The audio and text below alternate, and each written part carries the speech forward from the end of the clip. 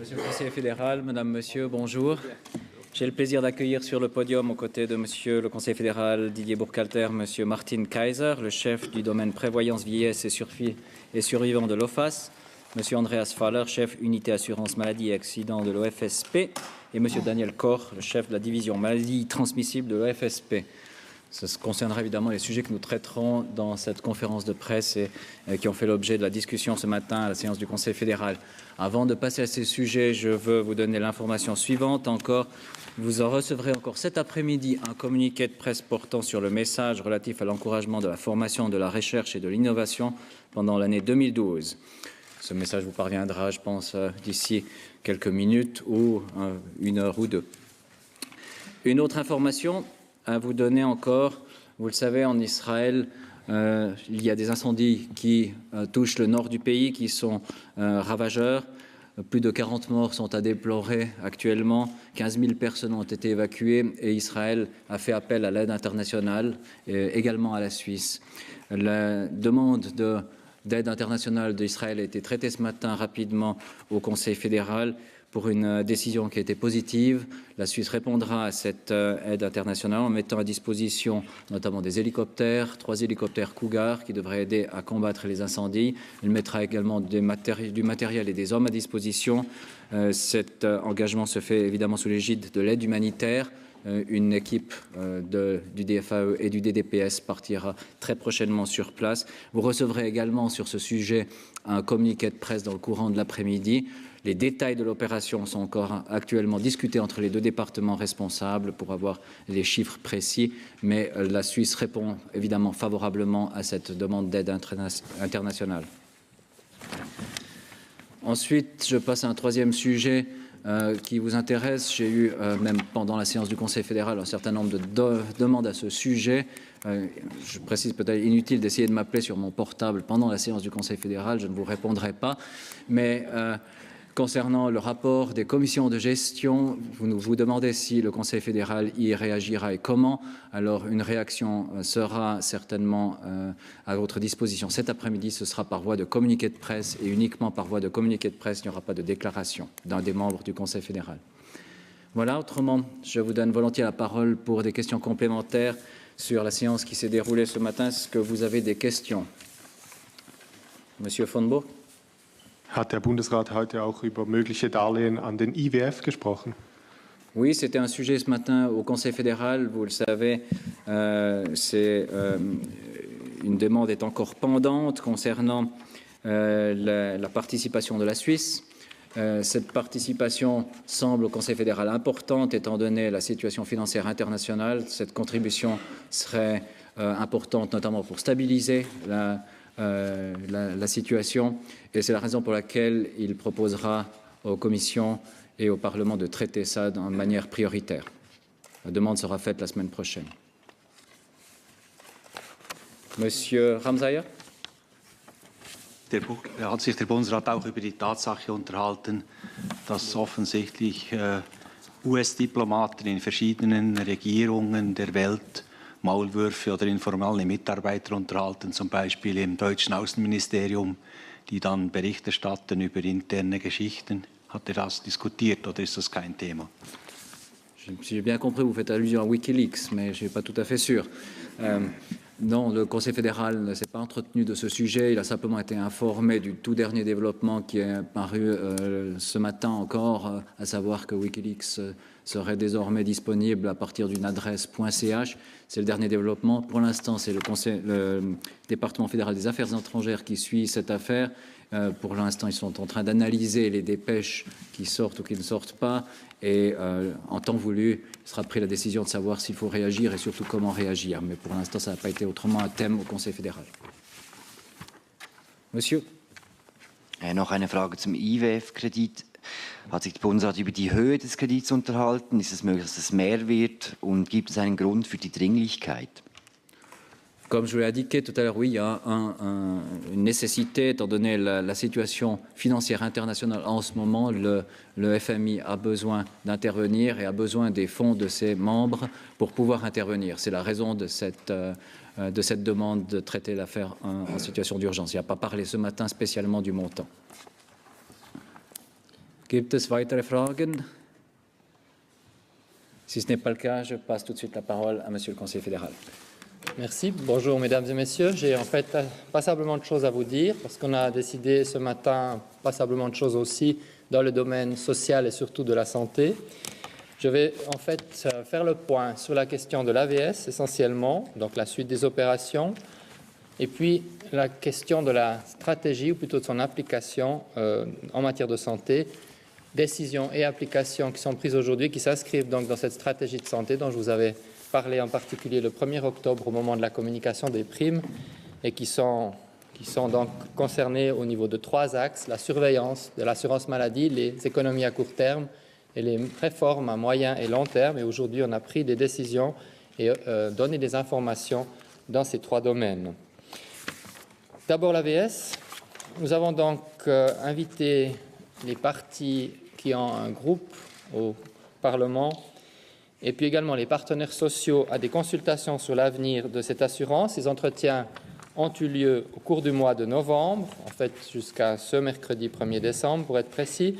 Il s'agissait de savoir comment les principaux partis politiques évaluent la situation, comment ils évaluent l'évolution et comment ils évaluent également les prochaines étapes, la stratégie pour la réforme qui s'impose dans le domaine de l'AVS. Il s'agissait aussi pour nous d'entendre directement quelles sont les préoccupations et les projets, mais aussi la procédure de réflexion des différents partis et partenaires sociaux en la matière. Nous les remercions tous tous les partenaires d'avoir répondu présent à cette invitation à une première discussion, parce que je suis assez convaincu qu'il en faudra passablement d'autres, mais c'est une première discussion que nous avons pu avoir assez rapidement avec l'ensemble, encore une fois, des partenaires que nous avions invités.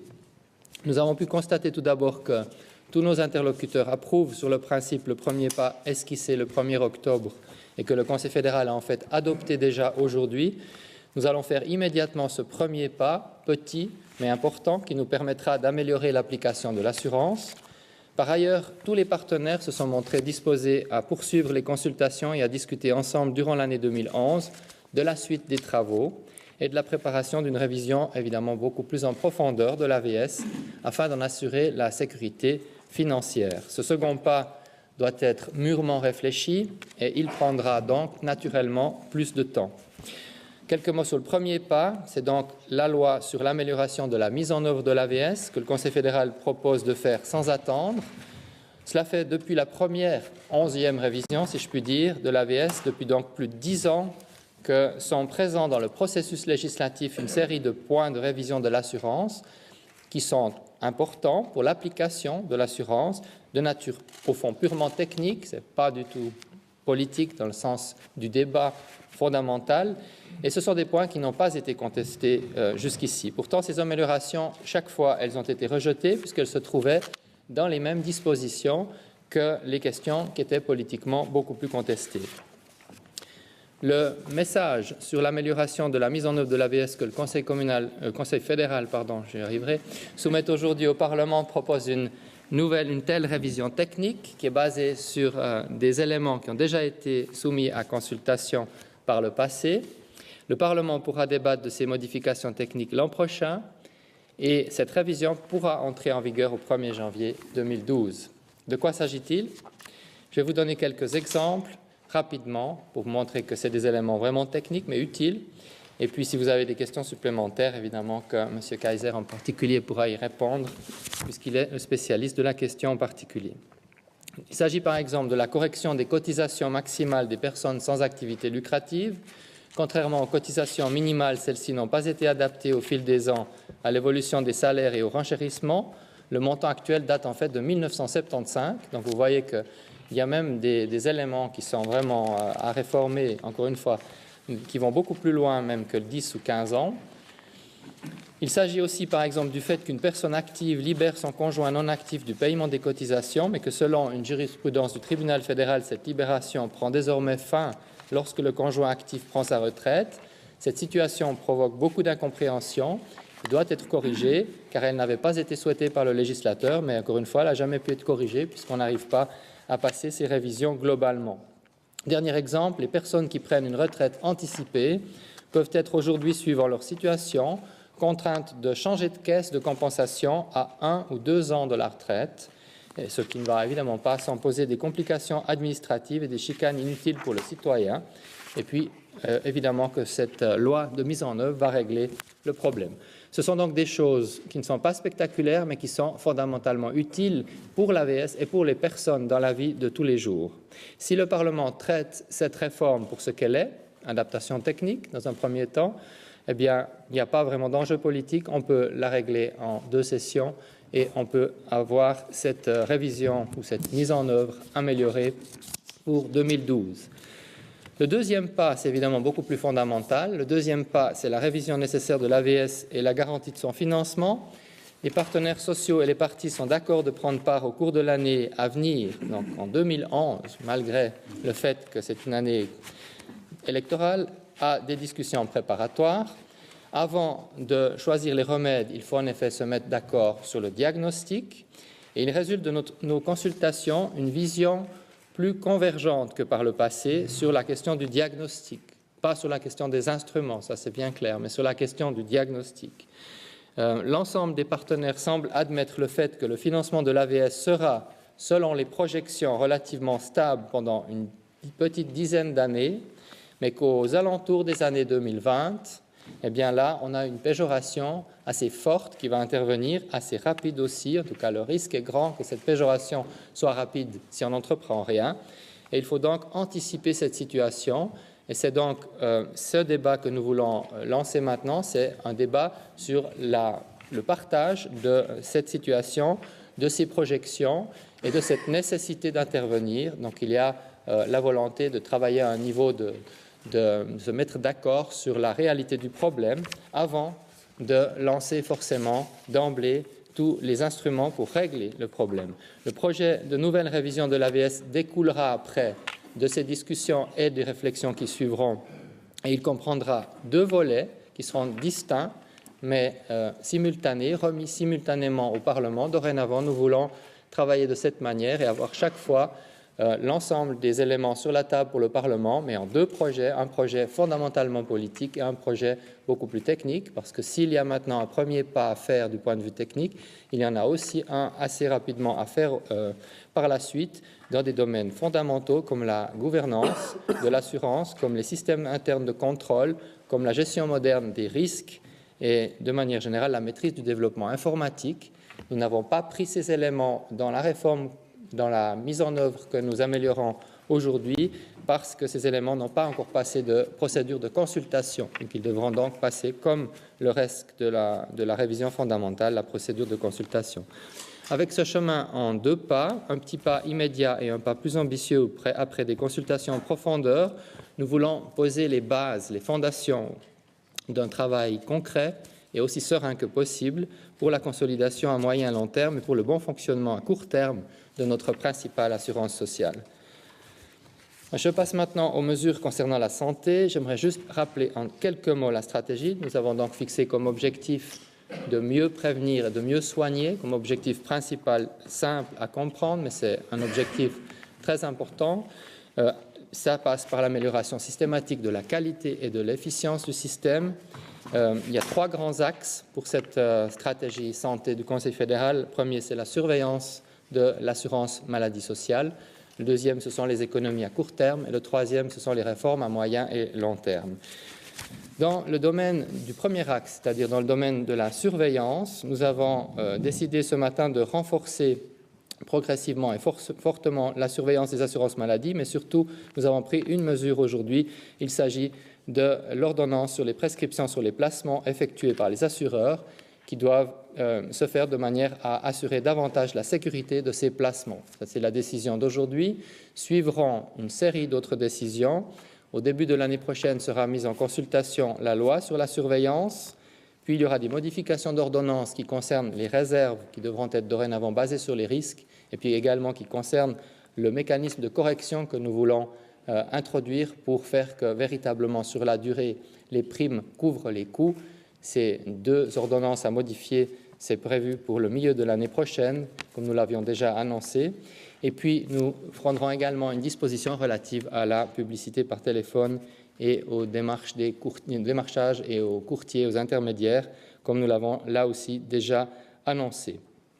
Ça, c'est pour le domaine de la surveillance. Concernant les mesures d'économie à court terme, le Conseil fédéral a décidé ce matin de modifier l'ordonnance de la LAMAL dans le domaine de la prise en charge des frais d'hébergement et de nourriture à partir du 1er janvier 2011. En cas d'hospitalisation, l'assurance obligatoire des soins prend non seulement en charge les coûts liés au traitement, mais également ceux liés à la nourriture et au logement. Étant donné que lors d'une hospitalisation, les assurés n'ont aucun frais de nourriture, ils sont tenus, selon la loi sur l'assurance maladie, de contribuer à une partie de ces coûts. Jusqu'ici, cette contribution s'élevait donc à 10 francs par jour. Depuis l'entrée en vigueur de la loi en 1996, ce montant n'a jamais été adapté. Et suite à la présente modification d'ordonnance, la contribution aux frais de séjour hospitalier s'élève désormais à 15 francs par jour. Par ailleurs, le cercle des personnes devant s'en acquitter s'étend désormais aux adultes dans leur ensemble, les enfants, les jeunes adultes en formation et les femmes enceintes en sont exemptées. Cette modification d'ordonnance permettra de réduire de près de 115 millions de francs les coûts à la charge de l'assurance de base. En fait, cette mesure était comprise dans le paquet dit mesures urgentes que le Parlement a discuté et a finalement, dans un vote final malheureux, complètement laissé tomber. Elle était prévue, elle était acceptée par les deux conseils. Nous la reprenons sous une forme complètement liée à l'ordonnance. De toute manière, le montant était dans l'ordonnance et nous avons modifié également la façon de le répartir sur la base de l'ordonnance. Une autre mesure d'économie qui sera faite sera celle qui est prévue par le biais d'une baisse des montants maximaux des 3 groupes de produits générant le plus grand chiffre d'affaires dans ce qu'on appelle la liste des moyens et auxiliaires. C'est une décision prise aujourd'hui dans le cadre d'une ordonnance du département et qui représente en fait environ 40 millions de francs d'économie sur un total pour ces moyens auxiliaires qui est de l'ordre de 400 millions. Ensuite, le Conseil fédéral a également été informé ce matin de l'évolution des prix des médicaments. Il s'agissait d'abord de faire le point sur l'application des mesures qui ont déjà été décidées. Le 1er juillet 2009, le Conseil fédéral avait pris une série de mesures visant à baisser le prix des médicaments. La mise en œuvre est maintenant quasiment complète à ce jour. Le réexamen extraordinaire des prix s'est effectué en 2 étapes, le 1er mars 2010 et puis reste encore une petite partie au 1er janvier 2011. On peut dire que c'est fait ou quasi fait puisque la dernière partie arrive maintenant. Les autres mesures sont entrées en vigueur le 1er octobre 2009. Quant au nouveau réexamen triennal des prix, donc dorénavant on réexamine les prix de toute manière tous les 3 ans, eh bien, il a eu lieu pour la première fois il y a 1 mois, c'était le 1er novembre 2010. Ces mesures suffiront sans doute pour atteindre les 400 millions de francs d'économie par année qui avaient été visés à l'époque. Ça, c'est pour le point sur la situation de ce qui avait été décidé, qu'il s'agissait d'appliquer ces derniers temps. À ces économies, il faut rajouter un phénomène dont profiteront de toute façon les patients, c'est le fait que la facture des assurés sera en effet également allégée entre 2011 et 2015, tout spécialement parce qu'un nombre important de médicaments vont perdre leur patente. Dans cette période-là, entre 2011 et 2015, il y a passablement de médicaments qui ne seront plus protégés par les brevets. Leurs prix vont dès lors fortement baisser et ils pourront aussi être remplacés par des produits génériques moins coûteux. Les sommes économisées annuellement représentent entre 400 et 800 millions de francs par année dans la période 2012-2015, qui est la période où on aura le plus d'impact de cet élément qu'on peut appeler phénomène sur ces années-là. C'est évidemment très important, mais il y a aussi l'arrivée de nouveaux médicaments, mais certainement dans ces années-là, moins de nouveaux médicaments que de médicaments qui sont plus protégés par les brevets, donc un effet plutôt positif sur les coûts en la matière. Et dans ce contexte, le Conseil fédéral souhaite favoriser encore davantage l'accès au marché des génériques en dynamisant ce marché, tout spécialement maintenant avec cette situation de fin de brevet, ce qui sera fait au moyen de 2 mesures. Une modification de la règle dite de l'écart des prix. En fait, afin de favoriser le recours aux génériques, on va adapter cette règle dite de l'écart des prix dans le courant de l'année prochaine. C'est une mesure qui aura des effets progressifs qui sont favorables à l'introduction des génériques. On va élargir les différents écarts de prix sans entrer dans les détails. La mesure commence lentement puisqu'elle prévoit 28 millions d'économies dès 2012, mais elle arrive à 100 millions en 2015 pour cette seule mesure. La deuxième mesure, c'est une mesure qui consiste à modifier l'application de la quote-part différenciée, la differenzierte Selbstbehalt. La règle dite de la quote-part différenciée, c'est en fait quand vous payez 10% de participation aux frais si le générique moins cher est préféré à l'original correspondant pour lequel on demande une participation en revanche de 20% aux frais, eh bien cette règle de la quote-part différenciée sera également dynamisée. Il s'agit d'éviter qu'après une première baisse des prix suite à l'arrivée sur le marché d'un nouveau générique, le système ne se fige et les prix ne bougent plus. À l'heure actuelle, il y a ce qu'on appelle la Freikaufsregel, qui en gros veut que lorsqu'un médicament original arrive dans cette situation où il est en concurrence avec les génériques, eh bien, il perd en principe la possibilité d'être à 10%, donc il passe à 20%, il devient moins attractif pour les patients, mais il peut racheter, et c'est pour ça qu'on appelle ça la Freikaufsregel, mais il n'y a pas de mot en français, ce qui est très révélateur. Enfin, on peut racheter cette Freikaufsregel, on peut retrouver les 10% si d'un coup le prix du médicament original est baissé. Et après, il y a tout le temps la quote-part différenciée à 10%. Et nous voulons modifier cette situation où c'est après obtenu pour l'éternité.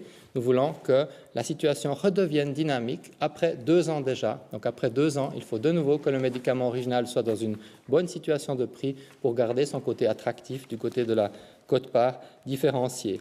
Et cette mesure, ajoutée encore à une autre qui la complète et la rend encore plus forte, qui sera prise dans le cadre d'une ordonnance du département, cette mesure a un potentiel d'économie d'environ 128 000 francs par année, 128 millions de francs par année. Donc si vous prenez les deux mesures, le potentiel d'économie est d'environ 160 millions en 2012 et 230 millions en 2015, ce qui représente un nouveau point % de prime supplémentaire que l'on pourrait éviter de devoir payer. Ces nouvelles mesures dans le domaine des médicaments ont été discutées avec les représentants de l'industrie pharmaceutique et de santé suisse. Leur efficacité sera suivie par le biais d'un monitoring que l'on fera ensemble et que l'on pourra donc voir dans quelle mesure on atteint, là aussi, comme pour les premières mesures, les objectifs fixés. Ça, c'est pour les mesures d'économie à relativement court terme.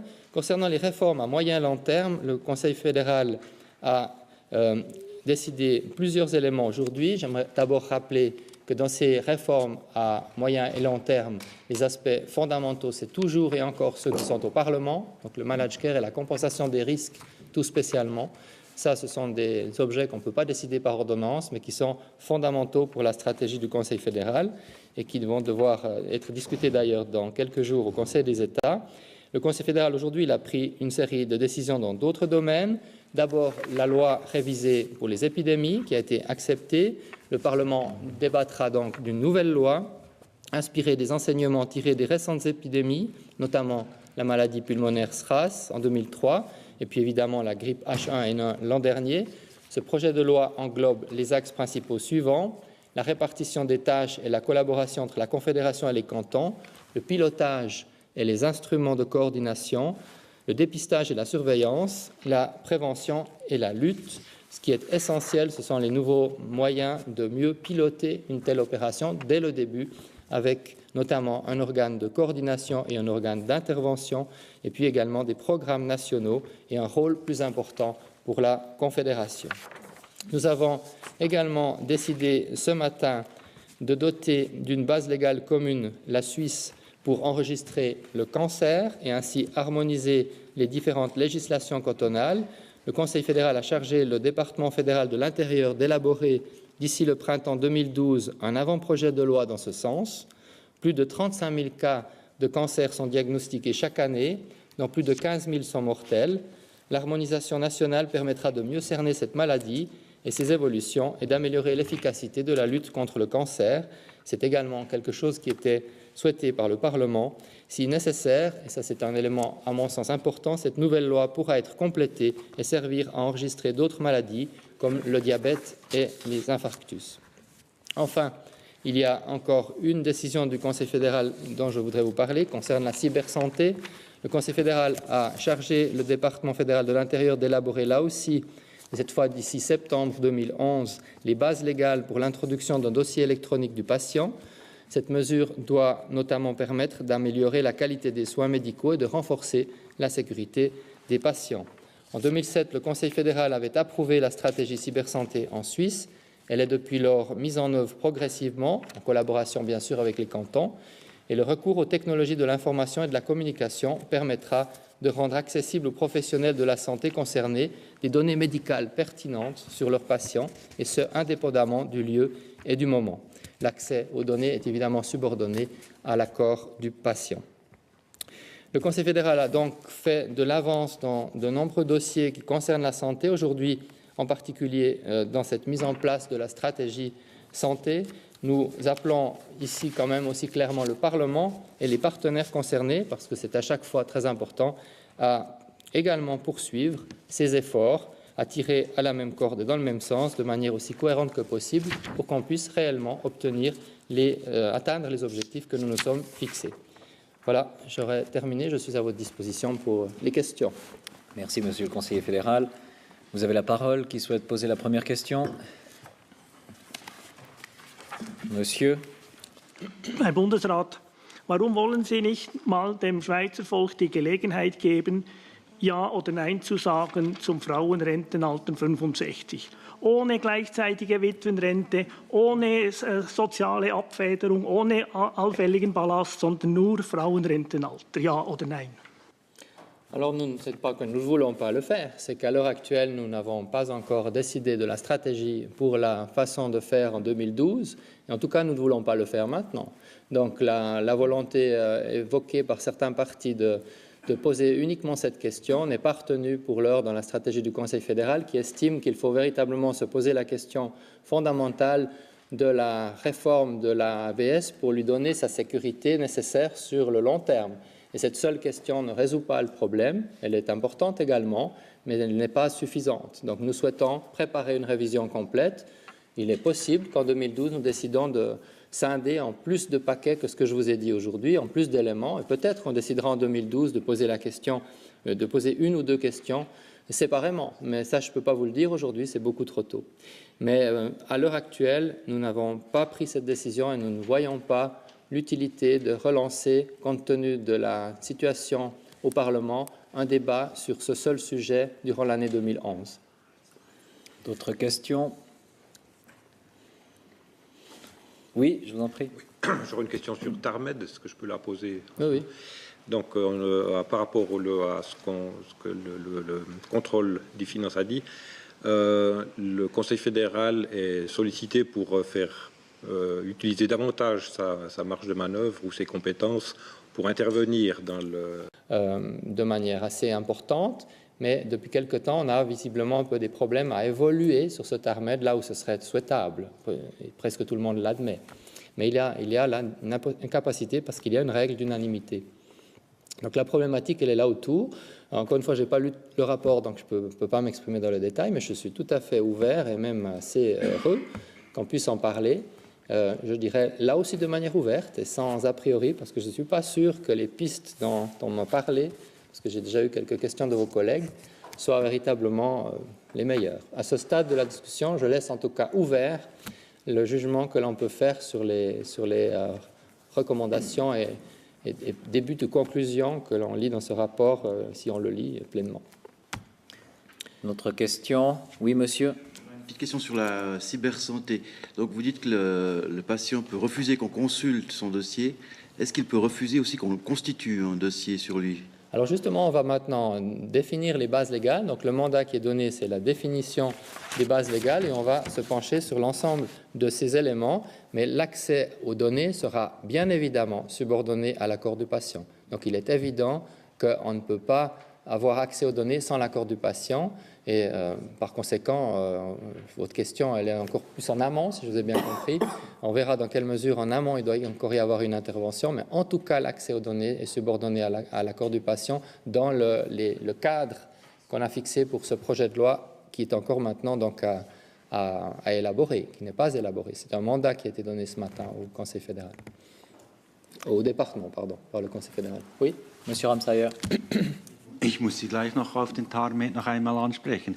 Sie wissen ja, dass Ihre Vorvorgängerin, Frau Dreyfus, 12 Jahre, also 3 Legislaturperioden lang gegen die Ärzte gekämpft hat um diesen neuen TARMED. Die haben alles versucht, weil sie die Allgemeinpraktiker besser stellen wollten, ohne die Großverdiener in den Spezialärztegebieten zu beschneiden. Und das ist ein Riesenproblem. Was wollen Sie machen, um in diesem Bourbier ein bisschen Ordnung zu schaffen und sich durchzusetzen?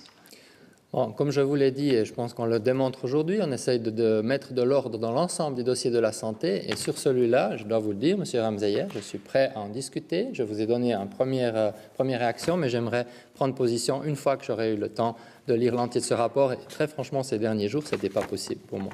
Donc je n'ai pas maintenant une position définitive sur ce rapport, mais il est à mon sens évident qu'on doit pouvoir trouver le moyen d'intervenir pour modifier et faire évoluer le tarif là où c'est la structure tarifaire là où c'est nécessaire. Et ça passe, à mon avis, par 2 actions. À la fois une plus grande responsabilisation des partenaires et aussi une possibilité subsidiaire d'intervenir du Conseil fédéral. Elle existe déjà partiellement, mais elle devrait être renforcée. Et comme elle est tombée cette disposition légale dans le dernier vote du Conseil national le 1er octobre dernier, eh bien, il faut la remettre dans un nouveau projet. Donc je pense qu'on devra revenir à la charge avec une modification légale, mais c'est pour le moment qu'un avis que je vous donne comme ça et que j'aimerais consolider sur la base de ce dossier. Je vous serais reconnaissant de poser plutôt des questions sur les dossiers de ce matin, parce que très franchement, celui-là, je n'ai pas eu le temps, mais je ne peux pas me couper en rondelles pour lire 50 rapports en même temps. D'autres questions sur les sujets de ce matin? Oui, Madame. Ja, noch zur AHV. Also haben Sie in diesen Vorbereitungsgesprächen schon hoffnungsvolle Signale erhalten, dass man sich vielleicht in die eine oder andere Richtung einigen könnte? Und wenn man davon ausgeht, dass 2020 dann die AHV in finanzielle Bedrängnis kommt, sollte man nicht schneller vorgehen, als erst im Laufe der nächsten Legislatur eine Botschaft unterbreiten. Peut-être je commence par la deuxième partie. Also es ist so, dass es während den 10 nächsten Jahren ungefähr die 2020 bis dort bleibt es ungefähr dasselbe, dass es eher stabil ist. AHV-Fonds bleibt die 100%. Also es kann sich bewegen, ein bisschen mehr oder weniger, wegen der konjunkturellen Entwicklung, das ist mir schon klar. Aber ungefähr, und besonders wegen demografischen Berechnungen, ist es so, dass es nicht dramatisch ist während den nächsten Jahren. Dann bewegt es sich nach unten, erst langsam und dann sehr schnell. Dann ist diese Problematik so, dass man sollte eine Lösung haben für die HV etwa in Kraft treten 2019, 2020 spätestens. Das wäre perfekt. Und dann nehme ich überhaupt keine Reserven. Das ist so. Ja. Ich sage es nicht das, weil ich noch 2 Jahre da habe. Also zurzeit ist es wirklich so. Und das würde heißen, dass etwa um 16, 17 sollte dann eine Revision abgestimmt. Also endabgestimmt und nicht nur im Parlament, sondern in der Bevölkerung wahrscheinlich. Das wäre die beste Lösung. Eine noch bessere wäre früher, aber ich glaube, es braucht Zeit. Es braucht Zeit. Es ist nicht möglich, wie einige sagen, warten wir, bis es wirklich sehr schwierig und sehr schlimm ist und dann nehmen wir Maßnahmen, weil dann würden alle Ja sagen. Das ist nicht möglich von mir aus. Wurde ungefähr so gemacht bei der HIV, aber da ist es AHV, es ist viel mehr Geld und es ist eine sehr große Inertie, also eine sehr große Bewegung nach unten und das kann man nicht mehr drehen sehr schnell. Und darum ist es von mir aus richtig, dass man nicht jetzt zu dramatisch spricht, weil wir Zeit haben, aber dass man sehr klar sagt, was die Herausforderung ist. Und da habe ich Hoffnung, weil überall wurde es eher so verstanden und wahrscheinlich auch so beurteilt. Also es wird manchmal nicht sehr offen noch gesprochen, aber fast alle sind eher der Meinung, das Problem liegt so. Und dieses Problem müssen wir lösen. Also mindestens für das Problem sind wir einig in der Schweiz. Also jetzt langsam, also vielleicht noch nicht ganz, aber mit dem nächsten Jahr, also in 2011, glaube ich, das machen wir. Und ich möchte vor allem, dass die Sozialpartner, nicht nur die Parteien, sondern die Sozialpartner, also Gewerkschaften und Wirtschaftsorganisationen, zusammen das diskutieren nächstes Jahr und nicht jeder auf seiner Seite. Und dann macht er eine Befestigung der verschiedenen Modelle und 2012 haben alle irgendwie ein Schloss gebaut, das nicht mehr miteinander kommen kann. Jeder hat sein Schloss. Und ich möchte das so weit wie möglich vermeiden und eher eine Diskussionskultur über das Problem und das Problem zu lösen. Das möchte ich, dass wir haben, dasselbe Problem zu lösen. Und das habe ich als Hoffnung. Es ist nicht viel, ich weiß es schon, es ist nicht viel. Auf der anderen Seite ist es schon viel, weil ich glaube schon, wenn eine Reform so wichtig ist, dann muss man wirklich dieselbe Sicht haben. Solange die Leute sagen, es ist nicht wahr, es ist nicht so, es ist anders, sie sehen das Problem anders, dann ist es unmöglich, eine Einigkeit oder mindestens eine Mehrheit zu bekommen. De manière générale, moi je suis toujours assez optimiste pour les projets, mais bon, avec l'expérience fédérale, je commence à relativiser un peu. Mais cela dit, je reste toujours optimiste pour les projets. Donc je crois que si les projets sont discutés sur une base sachlich, à la fin, on trouve quand même une solution. Et là, il faut le faire selon un schéma intelligent et participatif. Et c'est ce qu'on essaye de lancer à petits pas. Et à un moment donné, je crois qu'on peut le faire. Je ne suis pas sûr, en effet, qu'une votation là au milieu, avec un seul sujet, réglerait vraiment le problème. Je crains qu'on prendrait un risque d'avoir un nouvel échec populaire, par exemple, mais je ne pense pas. Je pense que la question 65-65 a des chances devant la population, mais elle n'apporte pas la solution au problème sur la durée, véritablement. Ce serait un progrès. Et ça aurait été souhaitable et c'était à faire dans le cadre d'une 11e révision qui venait maintenant. Mais la suivante, elle doit véritablement prendre le problème complètement parce qu'on n'en aura pas le temps d'en faire encore une avant la descente. Et c'est dans ce sens-là que nous orientons nos travaux. D'autres questions? Ça n'est plus le cas. Donc je vous remercie et vous souhaite une excellente après-midi.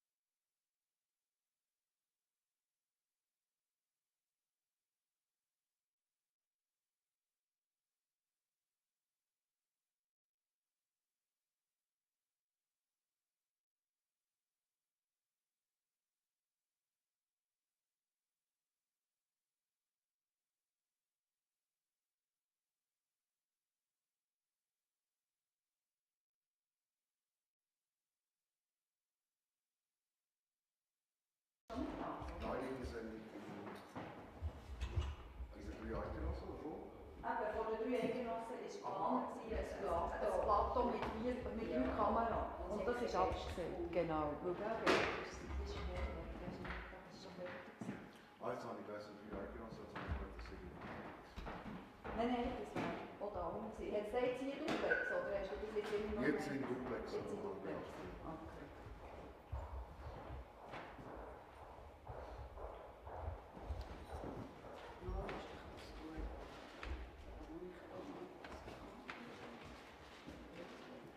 Das sieht noch live aus. Das ist eine. Aber auf dem Info.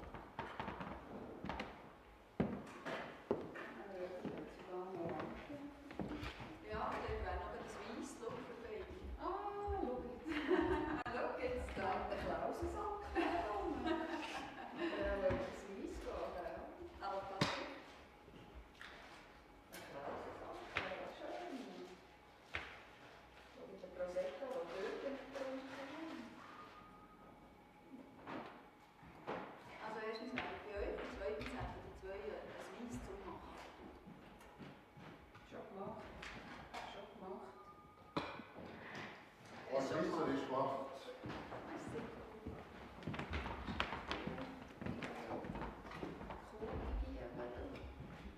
Schnell, da. Schnell, ja, kannst du das nehmen, wir noch weg. Da.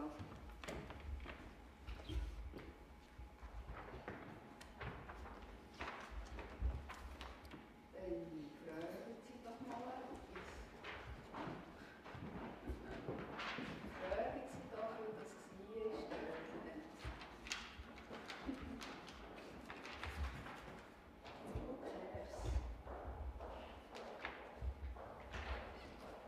Ich habe vergessen und antworten, die sind doch dabei jetzt. Hä?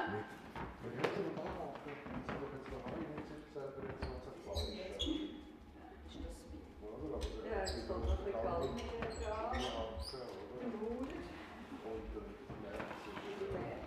März ist unser Schneider, der ist weg. Jetzt kann man noch ein bisschen Und waschen. Der März hat noch keinen Job, gell? Das ist nicht der März. und der hat nicht Verwaltungsrat. Vielleicht hat der Fotografie noch etwas. Irgend so eine Baufirma in Libyen.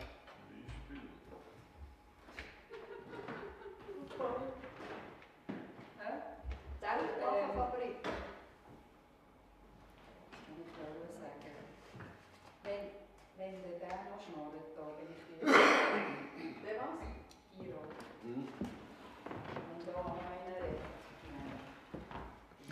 Nein, aber du solltest Was sollte ich denn anhorsen machen? nachher vielleicht, weißt du, wenn auf dieser Seite Leute sind, oder auf dieser, ob du kannst da hinten durch, das ist eine Frage. Ich denke eben nicht, weil wenn die hocken, kommst du nicht mehr durch. Hier hast du keinen Platz. Was ich machen kann, ist noch so ein bisschen so eine Schräge. Oder weißt du was? Ja, du kannst. Ich bin schon denken. Weißt du, es geht um Journalistenfragen. Ja. Wenn jetzt auf dieser Seite gefragt wird, dann hast du sie auch von hinten. Also das Gut, dann muss man auch eine hinten- totale machen. Ja, der schießt den Ton, hast du sowieso nicht. Du solltest hinten auf die Seite können fahren.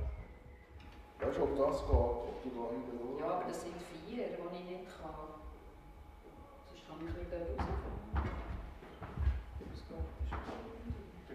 Würdest du dem schnell soufflieren, wenn sie den Knopf nicht drücken würden? Journalisten. Hä? Wenn sie die Mikrofonknöpfe nicht drücken. Nein, Angie, weißt du, Also, wie nicht viele- gehst du ich meine, wenn- sagen. Die 4 dort. Der Simonat, ist der Simonat? Nein, der ist nicht da. Aber der Geruch. Nein, wenn auf dieser Seite Fragen kommen, wie machst du es denn? Auf der? Ah, die. Du solltest eben da hinten durchfahren. Wo wird das ausgestrahlt, Röbi? SF-Info.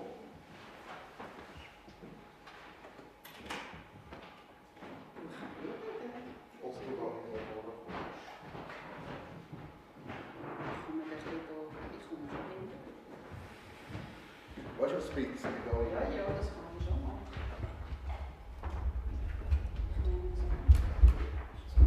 Also das ist... Ja. Mit einer kleinen EMG. Aber...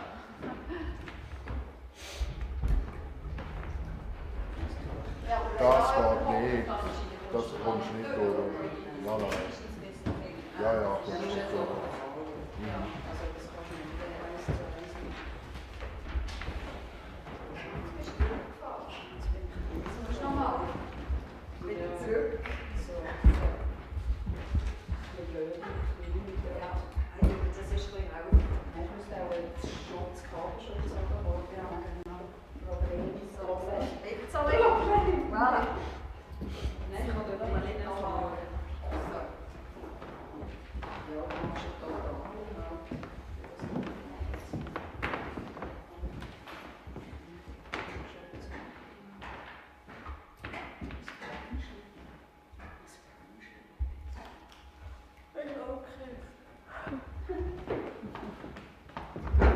Die Möbel können wir ja wegstellen. Meinst Weißt du, wie passiert das? Zusätzlich Zügel. Aber die Regelung, das sind wirklich